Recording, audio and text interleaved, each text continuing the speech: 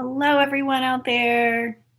Welcome. I am Deanna Sophia. Thank you for joining me. Please drop in the chat. Make sure that you can hear me. Hello from the River City. Hello to those of you joining. Thank you so much for being here. This is the second talk that I'm doing this May for Mental Health Awareness Month on the foundations of mindfulness. And tonight we are talking about mindfulness of emotions. I am training in trauma-sensitive mindfulness, and I've kind of put together these talks as a way for you to engage with me, engage with some of the learning, learn a little bit about it. Next month, I'm doing my first introductory course. So this is kind of an intro session into that. And I would love to know where you all are tuning in from. Some of you are dropping it into the chat. I am here on the traditional lands of the Osage peoples, the Illini peoples, and the Missouri tribes, past and present. And I would love to know where you're from. Feel free to drop any questions that come up into the chat. We're going to have question and answer time towards the end. And if you have tuned in afterwards, definitely go check out all the rest of the videos. There's 2 more coming this month, but we'll touch on that at the end. Let us just go ahead and jump into the meat of what we're talking about. Mindfulness of emotions, those tricky stickies, stuff that we just can't help. And, you know, while everybody's experience of emotions, their in-body experience of emotions can vary as wildly as the wind, what doesn't vary is that we all have emotions. And it may seem silly to remind us, like, of course, Deanna, we all have emotions, but how often do you get caught up in emotions? Humans can feel trapped in emotions, run aground, stuck. We can be fueled by emotions. We can be unable to escape emotions.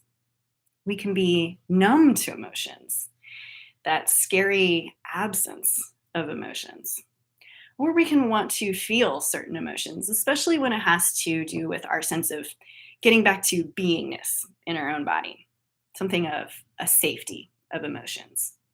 So when you begin to practice mindfulness of emotions, you're establishing a practice of becoming aware of the trance that emotions inevitably take you along with when you're not paying attention. And what's important to note is that establishing mindfulness emotions isn't about building a practice of ignoring emotions or pushing them away. It's about building a practice of a language that takes place with and in the body to discern how you're directly experiencing those emotions. And we do this to cultivate space to learn if we're unnecessarily hurting ourselves more while we're experiencing these emotions, or refusing to experience emotions. Can confirm. And we do this to provide a route to understand, to befriend, and to tend to our emotions, first and foremost for our own well-being. In Buddhism, I've learned there's this concept of the 2 arrows. There's the first arrow that comes in and inflicts the pain. Ouch. And then there's the second arrow. That's what we think about the pain. That is the arrow of suffering. And before I was taught that, I had a saying myself. I wish that I could claim ownership of it. I have no idea where it came from. But it was a saying that's been in my life for quite a few years, that a cactus hurts, but you don't have to sit on it. It kind of gives us a visual of what we mean by mindfulness of emotions. So mindfulness of emotions is knowing that pain is inevitable. And with practice, the practice of mindfulness meditation, you can cultivate an in-body experience of knowing that you can ease the suffering associated with the pain. It's not easy. It is not a quick fix. It is not set it and forget it self-care. It is a daily practice of awakening yourself out of this trance of emotional suffering. Now, before I go into more philosophy and information about that, because I imagine that some of you out there might be actually experiencing some emotions right now, hearing about this, I would love for you to drop in the chat if that's the case. You might be feeling anxious. I am.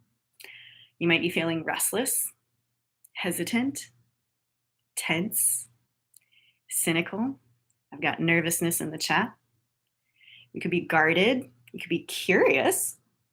You could be fascinated. You could be longing to learn more. I've got another anxious in the chat. Yeah. So let's take a stop for a moment to just pause and do a personal check-in about mindfulness of your emotions, if that's accessible for you in this moment.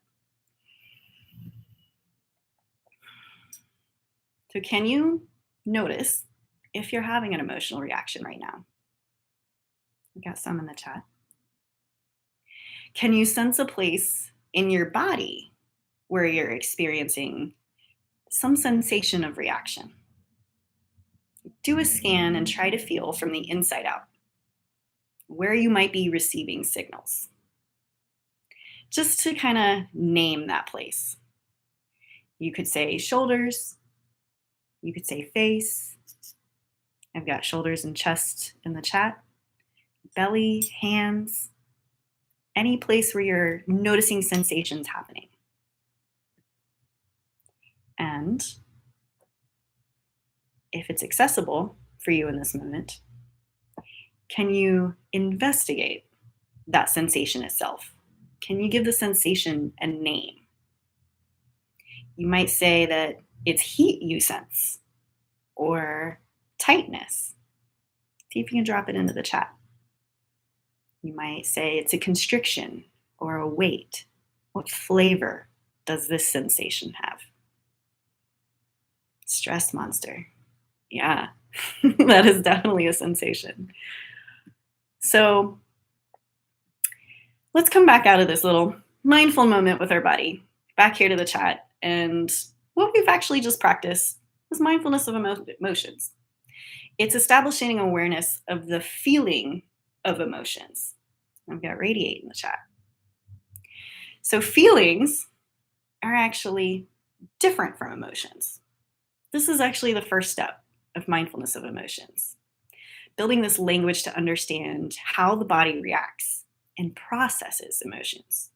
So feeling is sense tone, how it feels from the inside out. It does not equal emotion. Emotion is a word we humans have socially constructed to describe the why of what we're feeling inside the body. We tend to say, I'm feeling sad, or I'm feeling happy, or I'm feeling angry. But what does actually feeling angry mean? How does angry feel? This is the first step of mindfulness of emotions, establishing how angry or sad or happy feels from the inside of our body, because it varies for everybody. Angry or sad or happy is a verbal interpretation of how the body is reacting to emotions. Some of it is socially constructed. So emotions happen because of a nervous system response based on certain chemicals that the brain sends out to do or not do something to support our well-being. Humans feel emotions because the brain and the body is made up of millions of years of evolutionary science designed to protect us, to keep us alive and growing. So emotions are body intelligence. When we say, I feel sad, what we mean is, I feel an emptiness in my chest, or I feel a weight on my shoulders. The word sad is a word that we've learned to describe the human experience of this deeply personal sensation. And that's usually connected to any number of reasons why we're feeling it. But we don't always know why, do we? Let's take another moment to practice this felt sense understanding of what an emotion that's, let's try one that's pleasant and easy, something that's accessible. Because when you begin to practice mindfulness of emotions, you work with something that's accessible, something that is not going to drive you into spiral or trance. That's the stuff that an established practice of mindfulness of emotions supports. So this is going to be light and easy and pleasant.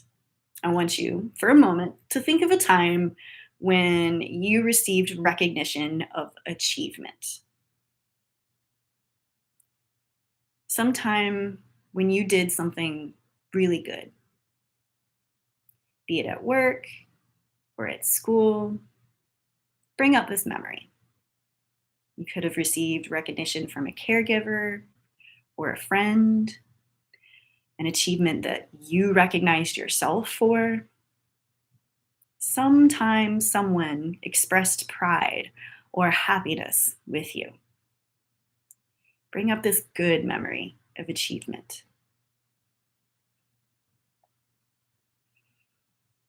Now, sense in the body where this achievement sensation lives. Where do you feel it? Do you feel it in your chest? Do you feel it in your belly? Do you feel it at your ears? Does this sensation move and radiate? I've got cheeks in the chat. And top of the head. Is it concentrated in one area? See what you can name about this sensation, how it actually feels like. I've got temple in the chat. Is this sensation effervescent? Is it warm? Is it cool? Is it tingly? Is it soft? Pulling up almost. Is it squishy? Warm? Got warm in the chat. Great. Let's return to the talk. What we just practiced was bringing awareness to the body's experience of an emotion. We did this with a memory because quite often memories easily bring up emotions. Ooh, I've got lightning in the chat. That's awesome. And we utilized a pleasant memory because we're not here today to get into the depths of the practice. We're just starting to build an understanding of the language that your body uses to communicate with you.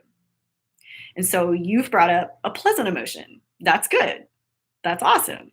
You notice what it feels like to feel good. You know where goodness lives in your body. Now, mindfulness of emotions is part of the 4 foundations of mindfulness. Last week, we talked about mindfulness of the body and the breath. Next week, we are covering mindfulness of thoughts. And then the 4th foundation of mindfulness is mindfulness of the Dharma, which is the practice of self. And we're not going to get into these in these talks because there's a lot to talk about with that. But mindfulness of emotions is part of this mindfulness dial, as it were. The meditative process of bringing awareness to our present experience.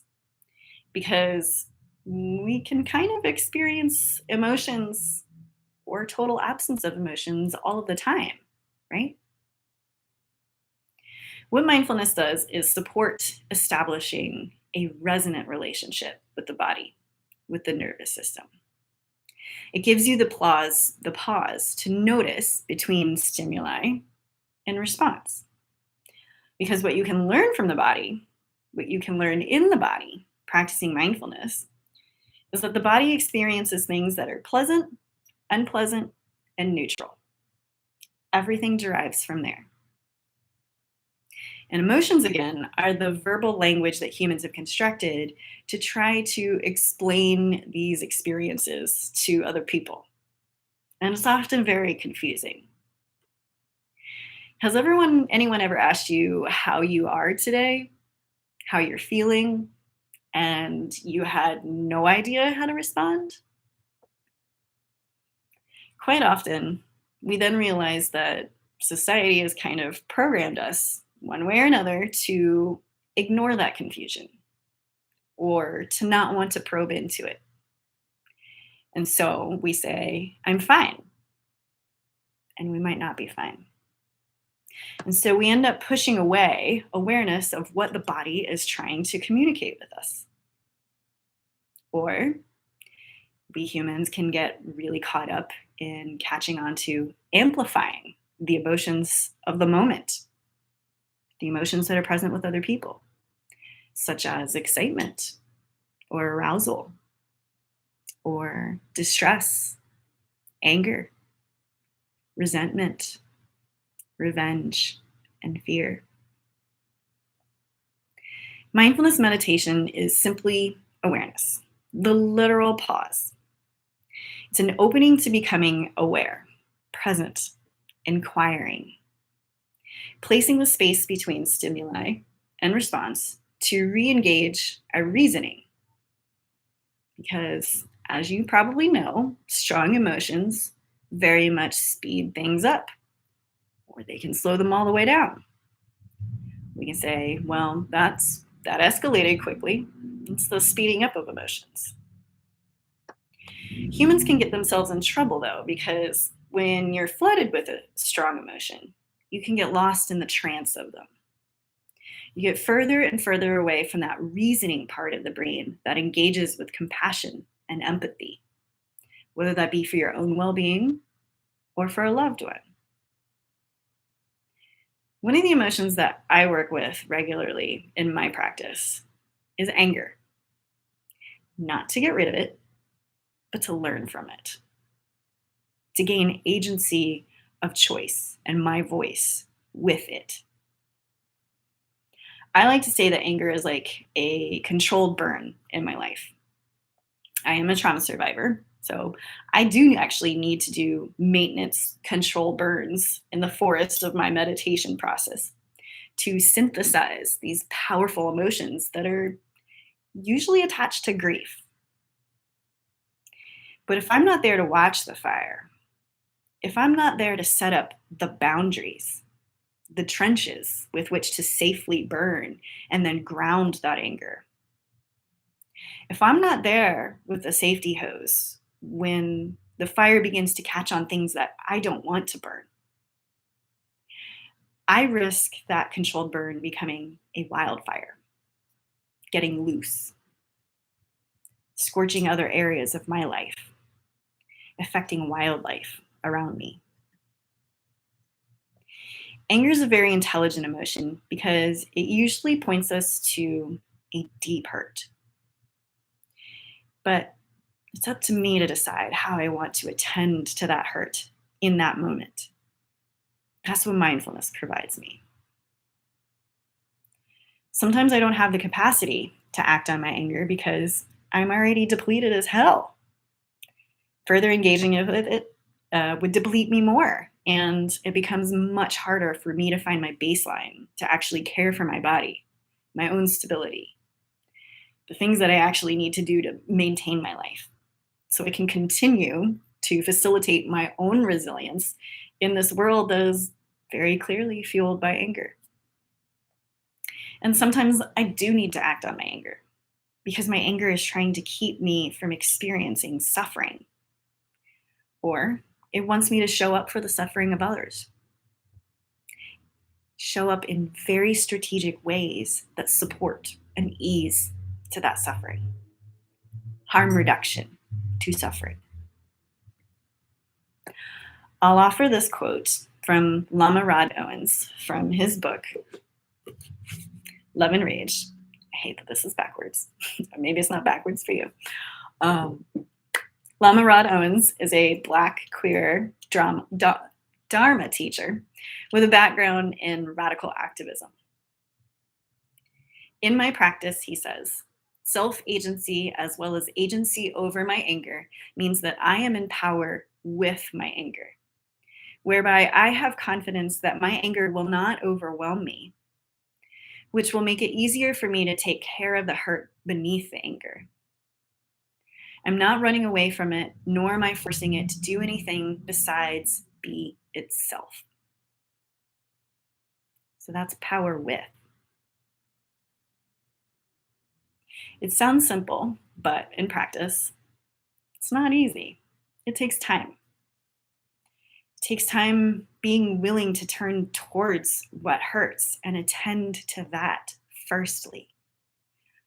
Lest we continue to singe all kinds of areas of our life and inadvertently contribute to our own sitting on a cactus, or inadvertently throwing a cactus at a loved one or an innocent bystander. Humans have this divine intelligence to be able to experience a whole spectrum of body sensations and emotions. Mindfulness of emotions brings direct attention to this experience in order to communicate with your own body's response. In trauma sensitive mindfulness, we begin this work with things that are accessible, things that are within our window of tolerance, which is again the range of responses between hyperarousal and hypoarousal, where we are still connected to the reasoning part of the brain. This is the range that helps you sense where your growth edges are, what's ready to be synthesized, alchemized, what's too scary, what's frozen and not ready yet. Because you can't chip away at an iceberg in one sitting. You do it bit by bit. And this is why the second step of mindfulness of emotions is compassion, self-love in action. If you were at the first talk last week, we talked about mindfulness being one bird with the two interconnected wings, awareness and compassion. Mindfulness of emotions is cultivating a practice in harm reduction of the expression of emotions. Not to not feel them, not to push them away, but to ensure that we're not inadvertently sitting on an emotional cactus. Or to take accountability when we've acted out of alignment with ourselves and stuck a cactus in a loved one's seat or our community's seat. Accountability to overreacted emotions is compassion too. Having a human body is the hardest thing in the world. Mindfulness meditation is the practice of caring for that human body, for the emotional body, for the physical body. It's caring for the human bodies that are around us, our friends, our family, our community, those that experience more suffering than we do, and the earth body itself, because it's all interconnected.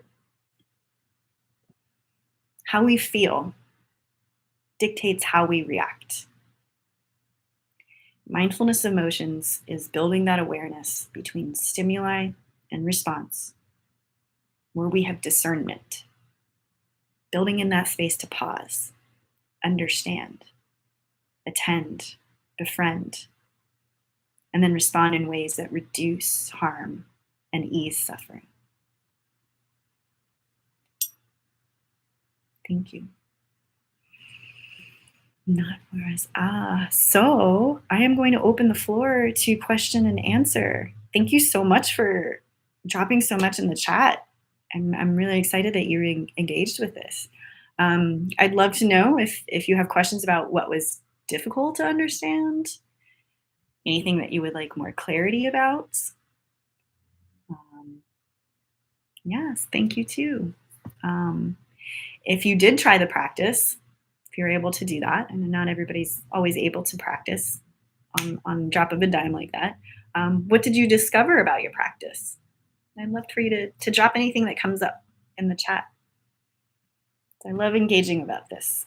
I am a human being that easily got overwhelmed with emotions, and it took me a long time to really tune in this practice so that I could understand what was going on underneath. And I love this practice because it does help me heal the hurt. And then when I heal the hurt, I have more compassion for myself and I have more agency. I have more choice. I'm less hurt when I'm going out in the world. I can stand up for myself. I can stand up for others. I have a drop in the chat. It was easy to connect to the happy memory and the sensations involved. Heck yeah. That's important stuff. We do that with our practice too, because we don't always want to be looking at all of the things that don't feel good. We also want to have the full expression of emotions. If you're somebody who's experienced depression, I certainly have, and it is a very scary absence of emotions and feelings. That numbness can be very scary, and it takes practice to get out of it too. We actually have to practice feeling good things. And those are times where I do other things for my self-care toolkit that bring that kind of sensorial response of like being with other people, being in nature, hanging out with my cat, hanging not on the internet. Have It Was Needed Today, roller coaster day, and this was enlightening in the space, thinking on emotional chemicals and names to express them. Heck yeah. Ooh, and I got a dap on that one. Yes. It is an emotional roller coaster out there in the world today. Like, this is why I practice this stuff every single day because that stuff doesn't stop. Like, I saw somebody on Twitter recently say, I think it was Mariam Hasna, is one of the healers that I follow a lot. She talks a lot about mindfulness. She's Sufi, but she said, Matrix gonna matrix. Like, the matrix is gonna matrix. It's gonna do its thing. We can only do what we can do in every single day, just every single day. Lots of nodding along. Yes, Todd, I liked thinking about emotions and how they put it today. Thank you. Yes. I got an LOL. Was the LOL at the Matrix gonna Matrix part? A Matrix is gonna Matrix. And look, I've been there too, where I have had to engage with the Matrix because I was feeling so much rage. But again, like that is the yes, confirmation. That was one of those experiences where it fueled my wildfire. And, but I will also say it helped me find my voice. Like it did help me find my rage because I was somebody who was not allowed to have those kinds of emotions growing up. So I was supposed to ignore, I was supposed to be seen and not heard. So it took me time to really access that. And yeah, I had to learn what was too much. And I learned what was too much when I noticed what was going on in my body. I realized what I felt like afterwards. I said, wow, I don't want to take care of myself. Like, yes, that stuff is important and it's important to act in the world and do things to ease suffering. How can I be more strategic about that so I don't hurt myself in the process? Loads of glitches. Yep, that matrix gonna glitch like glitch. Do I have any more questions out there? Anything that comes up for y'all? I appreciate you so much for interacting. It's a tough topic, but it's one that I do enjoy engaging about because when we bring things up to the surface of our awareness, that means that we can handle them, we can work with them. The present moment, like that's what mindfulness is the present moment. The only thing that we have is the present moment. Worrying about the future is like praying for what you don't want to happen.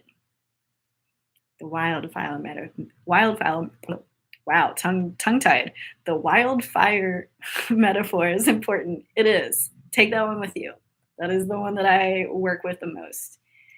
I have to know when I'm getting too much out of control. And like, again, just keep focusing back on what is the body's response to that. Like your body will have the intelligence that you need. Listen to it. It will tell you what it needs. It takes practice to get to understand that language. And once you do, you will start catching yourself and be like, oh, then you can start naming that's rage. That's this. That's that. That's grasping. That's aversion. That's all of these things that can come up. Yeah. Well, friends, if there are no more questions, I will thank you for being here today. Again, next week is mindfulness of thoughts. And I'm excited for the next talk too. And you're specifically, yes. Everybody that has shown up today, I'm really excited to talk to you about mindfulness of thoughts next week. They pair so well with emotions because sometimes you get to feeling things and then you get to thinking about things. So this is why that mindfulness is a dial. So again, the fourth talk this month, which is on the 31st, is about how mindfulness supports trauma recovery. And I work to kind of figure out the label of trauma because trauma looks different on everybody.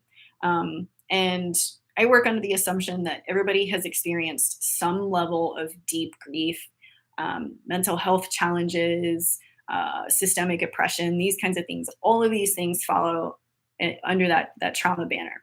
And it's a range of experience. So I'm doing the last talk to kind of talk about that because there are variations that we need to do with mindfulness to make sure that we're not pushing ourselves into more suffering. And if you're really digging this, I encourage you to look at my website, deannadanger.com mindfulness, and check into my introductory class, which starts 6/7, so June 7th. It's going to be Tuesday nights, 7 p.m. CST, and it's done virtually. And we're kind of a little bit walking along that path now here. So we will actually get into doing the practice of it in the class. And let's see if there's anything else on my notes that I want to talk about. If you take the class, you can also drop into weekly practice sessions. So you can learn the thing with me on Tuesday nights, and then on alternating Wednesday nights and Sunday afternoons, it's going to be 12 p.m. Sunday afternoon CST. So that might be 1 p.m. for you on the East Coast. Just short practice sessions to help have a place for accountability and consistency. Not learning, not education, just very lightly guided, just practice so you can be in a room with other people practicing meditation. I adore being in rooms with other people, not doing anything. No talking, just being able to work on our own nervous systems. It is glorious. So I've got the class, got the practice sessions. Those are drop-in, or I've got a subscription where you can subscribe to that. And if you want one-on-one coaching, if you have like lots of questions and whatnot, or just need a little extra guidance, that's on my website too. You need the consistency to get the benefit. You do need the consistency to get the benefit.